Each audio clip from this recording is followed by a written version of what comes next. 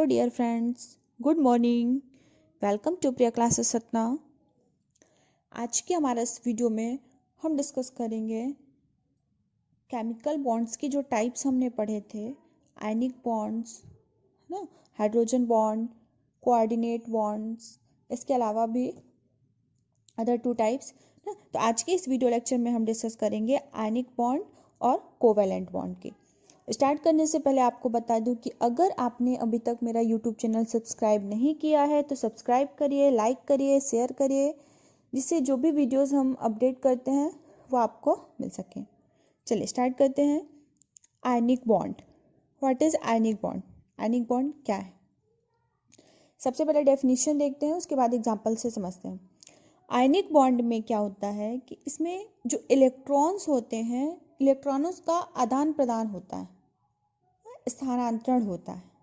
Bond तो पता ही आपको क्या कहलाता है। केमिकल बॉन्ड किन्हीं दो परमाणुओं के मध्य लगने वाला आकर्षण बल, यानी दो परमाणुओं को जोड़ने के लिए जो बॉन्ड बनाते हैं वो हम उसको क्या कहते हैं? केमिकल बॉन्ड्स कहते हैं ना। बॉन्ड बन इसी प्रकार आयनिक बॉन्ड्स की डेफिनेशन क्या होती है कि इसमें जो इलेक्ट्रॉन्स होते हैं, इलेक्ट्रॉनों का आदान प्रदान होता है। इस प्रकार इसकी डेफिनेशन क्या बनेगी कि दो परमाणुओं के मध्य इलेक्ट्रॉनों के स्थानांतरण से जो बंध बनता है हम उसको क्या कहते हैं? आयनिक या इलेक्ट्रॉन बॉन्ड कहलाता है। एग्जाम्पल से समझते हैं। जैसे हमने यहाँ पे लिया सोडियम और क्लोराइड, ठीक है, सो NaCl। अब Na का परमाणु क्रमांक यानी एटॉमिक नंबर कितना होता है आपको पता है कि 11, ठीक है, 11 होता है क्या? Atomic number. आपने ऑर्बिटल्स भरने में लुईस ने जो ऑर्बिटल भरने का सिद्धांत बताया था कि कैसे इलेक्ट्रॉनों को भरते हैं, आप हमारे प्रीवियस वीडियोस में देख सकते हैं कि NaCl कैसे हम कक्षक भरते हैं। तो अभी यहाँ पे हम शॉर्ट रूप में बताएंगे कि सोडियम का एटॉमिक नंबर कितना होता है? 11 होता है, ठीक है। पहले कक्षक में हम 2 भरेंगे, दूसरे कक्षक में 8 भरेंगे, तीसरे कक्षक में ऐसे ही हम एक अष्टक पूरा करेंगे। तो यहाँ पे सोडियम का परमाणु क्रमांक कितना हो गया? 11 हो गया, ठीक है। इस प्रकार पहले में हमने कितना, पहली कक्षक जो है हमारी, उसमें हमने कितना भर दिया? 2, दूसरे में 8, और 8 और 2 कितने हो गए? 10 हो गए, है ना। जबकि एटॉमिक नंबर हमारा कितना है? 11 है। तो यहाँ पे एक हमारा अभी शेष बच रहा है, ठीक है। इसलिए यहाँ पे सोडियम के ऊपर ये जो आपको डॉट बिंदु दिखाई दे रहा है ये हमारे क्या है? इलेक्ट्रॉन्स हैं। मतलब एक बच रहा है, इसलिए हमारे Na पर यहाँ पे एक इलेक्ट्रॉन शो कर रहा है, ठीक है। एग्जाम्पल को ध्यान से देखिएगा तभी आपको समझ में आएगा। हम कक्षक भर कर नहीं बता रहे हैं, आपको शॉर्ट रूप में बता रहे हैं कि कैसे सोडियम और क्लोराइड एक दूसरे में स्थानांतरण करके बॉन्ड बनाते हैं। इस प्रकार से ये जो एक इलेक्ट्रॉन्स आपको दिखाई दे रहा है, एटॉम्स आपको दिखाई दे रहा है सोडियम का, वह क्या है? क्यों? क्योंकि कक्षक में हमारे एक शेष बच रहा था। इसी प्रकार क्लोरीन में आइए। क्लोरीन का एटॉमिक नंबर कितना होता है? 17 होता है, ठीक है, 17। अब क्लोरीन में इसी प्रकार जैसे हमने सोडियम का कक्षक भरा था 2, 8, है ना, इसी प्रकार क्लोरीन का।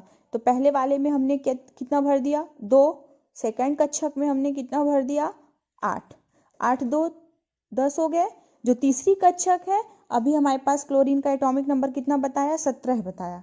तो 7 इसमें शेष है, इसलिए यहाँ पे 7 एटॉम्स आपको, इलेक्ट्रॉन्स आपको दिखाई दे रहे हैं। 2, 4, 6 और 1, 7, ठीक है। अब ये दोनों क्या करेंगे? अपना अष्टक पूरा करने के लिए ये यहाँ पे आपको बताते हैं कि प्लस चार्ज और माइनस चार्ज क्यों आता है। जो स्थानांतरण करते हैं वह NaCl कैसे, देखिए, अष्टक पूरा करने के लिए हमको 8 इलेक्ट्रॉन चाहिए, है ना। अब ये बताइए कि सोडियम में 1 इलेक्ट्रॉन है और क्लोरीन में कितने इलेक्ट्रॉन है? 7 इलेक्ट्रॉन है। तो क्या यह 7 इलेक्ट्रॉन मतलब क्लोरीन अपने इलेक्ट्रॉन सोडियम को दे सकता है? यह इससे अच्छा, सोडियम के पास एक इलेक्ट्रॉन है तो सोडियम ही क्लोरीन को दे देगा, तो क्लोरीन का अष्टक पूरा हो जाएगा, है ना। जैसे मान लीजिए मेरे पास 2 रुपीज़ हैं, ठीक, आपके पास कितने हैं, 6 हैं। अब या तो आप मेरे को 6 दे दो या मैं आपको ये 2 दे दूँ ना। तो जिसके पास मैक्सिमम संख्या है इलेक्ट्रॉनों की, वह मिनिमम संख्या वाले इलेक्ट्रॉन्स को नहीं देगा। इससे अच्छा उसको अष्टक पूरा करने के लिए 1 या 2 इलेक्ट्रॉन्स की कमी है तो वह उससे ले सकता है ना। इसी प्रकार यहाँ पे जो स्थानांतरण बताया गया, सोडियम में ये जो प्लस चार्ज आपको दिखाई दे रहा है, ये क्यों प्लस चार्ज लगा है, क्योंकि यह धनात्मक होता है, मतलब एक इलेक्ट्रॉन अपना क्लोरीन को दे दिया अष्टक पूरा करने के लिए, इसलिए यहाँ पे सोडियम पर प्लस चार्ज आपको दिखाई दे रहा है। और क्लोरीन ले रहा है, इसलिए आपको यहाँ पे माइनस चार्ज दिखाई दे रहा है, ठीक है। Na+Cl, ठीक है। इस प्रकार यहाँ पे Na पॉजिटिव और क्लोरीन निगेटिव, ये दोनों मिलकर क्या बना लिए, NaCl बना लिए। इस प्रकार से हम आयनिक बॉन्ड्स को समझते हैं। इन दोनों के बीच, सोडियम और क्लोरीन के बीच एक बॉन्ड्स बनता है, क्योंकि इसमें इलेक्ट्रॉनों का स्थानांतरण होता है। यह कहलाता है हमारा आयनिक बॉन्ड कहलाता है। नेक्स्ट हमारा कोवैलेंट बॉन्ड्स। सबसे पहले डेफिनेशन देखेंगे, डेफिनेशन के अकॉर्डिंग हम एग्जाम्पल को स्टडी करेंगे। कोवैलेंट बॉन्ड की डेफिनेशन क्या होती है, जब किन्हीं 2 परमाणुओं के मध्य इलेक्ट्रॉनों के साझे से जो बॉन्ड बनता है उसको हम सहसंयोजी बंध या कोवैलेंट बॉन्ड कहते हैं, ठीक है। मतलब मेन बात क्या है इसमें, कोवैलेंट बॉन्ड में, या हिंदी में इसको बोलेंगे सहसंयोजी बंध में, इसमें इलेक्ट्रॉनों का साझा होता है,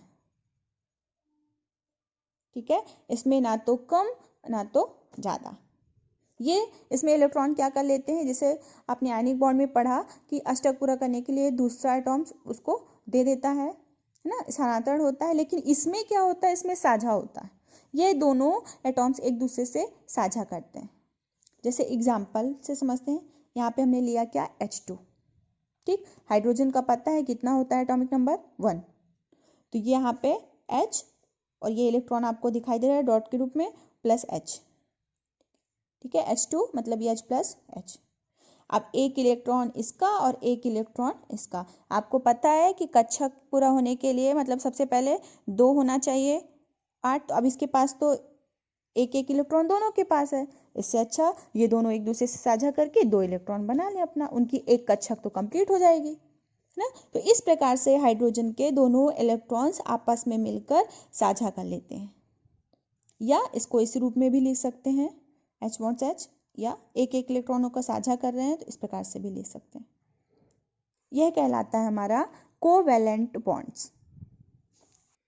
इसी प्रकार हम और भी एग्जाम्पल करके देख सकते हैं, Cl2 ले लीजिए या H2O ले लीजिए ना, PCl3 ले लीजिए या NH3 ले लीजिए। इसी प्रकार से एग्जाम्पल करके हम इन डेफिनेशन को क्लियर करते हैं। जहाँ कहीं भी डाउट्स हो आप हमारे कमेंट बॉक्स में टाइप करके पूछ सकते हैं।